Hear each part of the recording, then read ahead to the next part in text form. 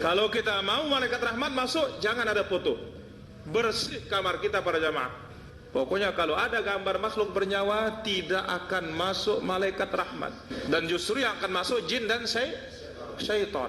Di antara poyang paying Wahabi, mereka mengharamkan foto, mengharamkan memajang foto atau meletakkan foto di dinding. Sedangkan ustadz-ustadz Wahabi ini syuting atau melakukan rekaman di depan kamera dan kemudian videonya disebar di YouTube, di media sosial. Nah, bayangkan masyarakat yang menonton video mereka, video ustadz Wahabi di dalam rumah masyarakat. Berarti haram. Berarti malaikat tidak masuk ke dalam rumah mereka karena masyarakat melihat video Ustadz Wahabi yang berupa gambar bergerak. Jadi fatwa Wahabi yang mengharamkan foto, mengharamkan gambar, mengharamkan meletakkan foto di dinding, memajang foto, itu adalah fatwa yang konyol karena ternyata para Ustadz Wahabi itu rekaman di depan kamera.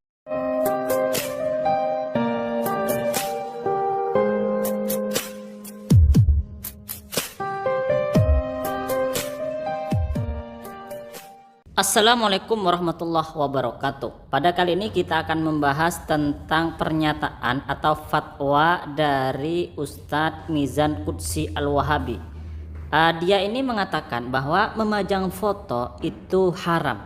Bahkan kalau kita mendengarkan dari pidato-pidato para Ustadz Wahabi, mereka mengatakan bahwa foto itu bisa mendekatkan kita kepada syirik. Bahkan bisa dikatakan memajang foto, baik itu foto ulama, terlebih foto ulama, foto para wali, foto para habaib, bisa dituduh oleh mereka sebagai perbuatan syirik. Kata para Wahabi, Ustadz Wahabi, mereka mengatakan bahwa rumah yang di dalamnya ada fotonya, ada gambarnya, maka tidak akan didekati oleh para malaikat rahmat. Tapi konyolnya para Ustadz Wahabi, para da'i Wahabi, termasuk Ustadz Mizan Qudsiyah ini, dia berdiri di depan kamera, merekam kajiannya, dan kemudian kajiannya diupload di YouTube. Nah, kira-kira ketika ada masyarakat yang melihat videonya di dalam rumah, kira-kira ada malaikat rahmat yang masuk apa tidak?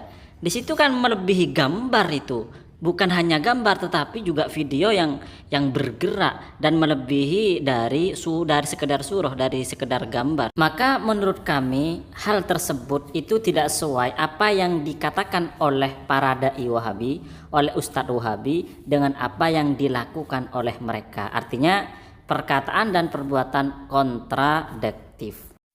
Memang ada hadis-hadis yang menjelaskan bahwa surah itu tidak boleh, artinya haram, atau bahwa gambar ketika ada di dalam rumah maka tidak akan dimasuki oleh para malaikat. Misalnya hadis yang diriwayatkan oleh Imam Al-Baihaqi, innal malaikatah, bahwa sungguhnya malaikat la tadkhulu, malaikat tidak masuk baitan kepada sebuah rumah, fihi, yang di dalam rumah tersebut suratun, ada sebuah gambar. Selain hadis yang diriwayatkan oleh Imam Al-Baihaqi, begitu juga ada hadis yang diriwayatkan oleh Imam An-Nasa'i an Ubaidillah bin Abdullah annahu dakhala ala Abi Talhah Al-Ansari al-hadits. Artinya diriwayatkan dari Ubaidillah bin Abdullah bahwa ia berkunjung kepada Abu Talhah al-Ansari untuk menjenguknya.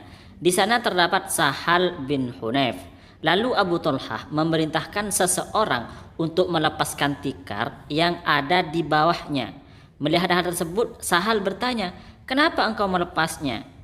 Sebab pada tikar itu terdapat gambar dan Rasulullah telah mengatakan tentang larangan menyimpan gambar, seperti halnya yang engkau tahu, jawab Abu Talhah. Lalu Sahal menyanggah, bukankah Rasulullah SAW mengatakan kecuali gambar yang ada di pakaian? Iya memang, tapi melepaskan tikar lebih menenteramkan hatiku, ungkap Abu Thalha. Kalau kita pahami hadis yang pertama menjelaskan bahwa semua jenis gambar, semua jenis foto itu dilarang, atau malaikat rahmat tidak akan masuk kepada rumah yang di dalamnya ada gambar-gambar apa saja.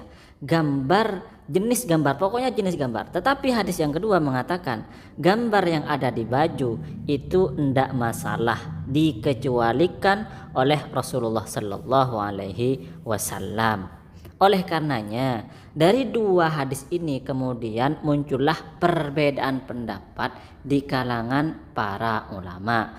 Menurut Sayyid Muhammad Al-Maliki, pendapat yang disepakati, ini pendapat yang sepakat antara para ulama, foto yang diharamkan itu seperti apa? Menurut Sayyid Muhammad Al-Maliki, foto yang diharamkan yang disepakati oleh para ulama itu harus memenuhi 5 syarat. Yang pertama berupa gambar manusia atau hewan.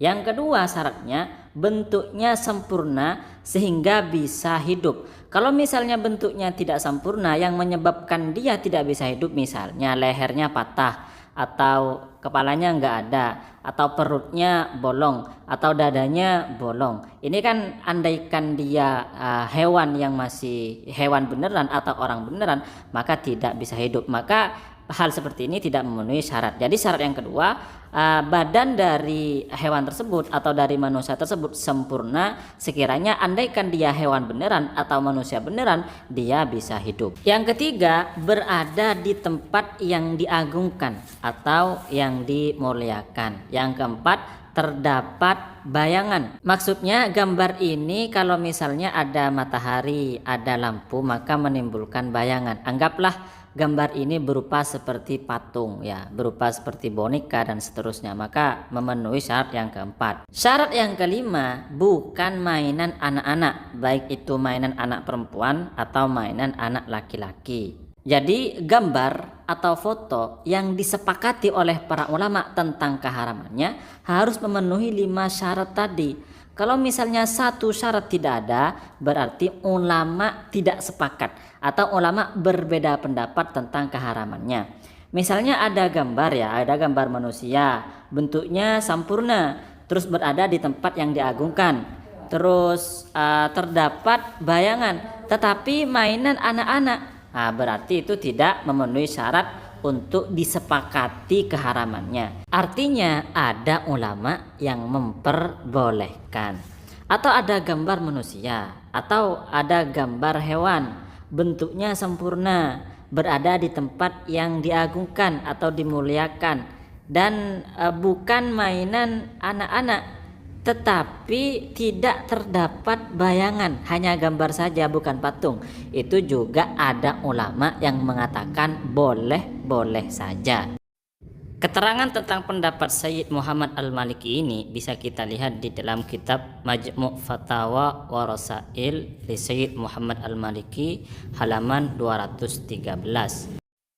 Al-Imam Ibnu Hajar Al-Asqalani juga menjelaskan tentang rincian perbedaan pendapat di antara para ulama tentang keharaman gambar atau keharaman surah.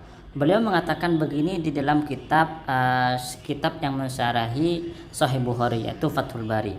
Hasiluma fi ittikhadis suwar, kesimpulan hukum di dalam menyimpan foto atau menyimpan gambar, annaha in kanat dzat ajsam haruma bil ijma. Jika foto atau gambar itu memiliki jisim, maka haram secara ijma. Wa in kanat raqman fi thawbin, apabila gambar itu berupa tulisan saja, fa arba'ah aqwal, maka ada 4 pendapat. Al-awwal, yang pertama, yajuzu mutlaqan, boleh secara mutlak, amalan bihaditsin illa raqman fi thawb, karena mengamalkan hadis yang berbunyi illa raqman fi thawb, kecuali tulisan atau gambar lukisan di baju.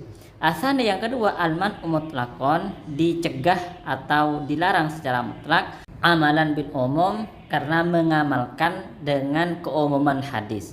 Asalis yang ketiga, ingkanat as-surah baqiyah bil hay'ah qa'imah asyakal, Jika fotonya atau gambarnya itu termasuk sempurna, memiliki bentuk, maka harumah, maka batal. Tetapi wa in kanat maktu atar ro'sih au tafarraqatul ajza jaza. Apabila hewannya atau gambarnya itu kepalanya terputus atau badannya itu terpotong-potong, maka boleh. Qala wa hadha wal asah, dan ini yang paling benar, yang paling asah. Ar-rabi, yang keempat, ingkanat mimma yumtahan jaza. Apabila gambarnya itu sesuatu yang termasuk sesuatu yang dihinakan, maka boleh. Wa illa lam yajuz, jika tidak maka tidak boleh.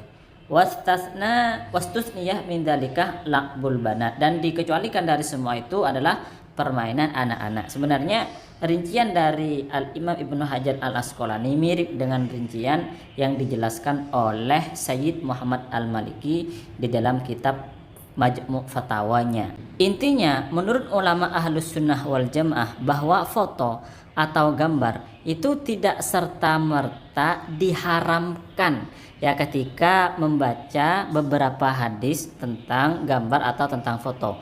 Jadi para ulama itu berbeda pendapat, sehingga kata Sayyid Muhammad Al-Maliki, kalau memenuhi 5 syarat itu baru disepakati keharamannya. Tetapi kalau tidak memenuhi 5 syarat yang sudah kami jelaskan tadi, itu berarti ulama tidak sepakat tentang keharamannya. Artinya apa? Artinya pasti ada ulama yang memperbolehkan. Jadi ulama Ahlus Sunnah wal Jamaah tidak sama dengan ustadz-ustadz Wahabi yang langsung memvonis foto haram, foto syirik, memajang foto haram, memajang foto syirik, memajang foto tidak didekati oleh malaikat rahmat dan seterusnya.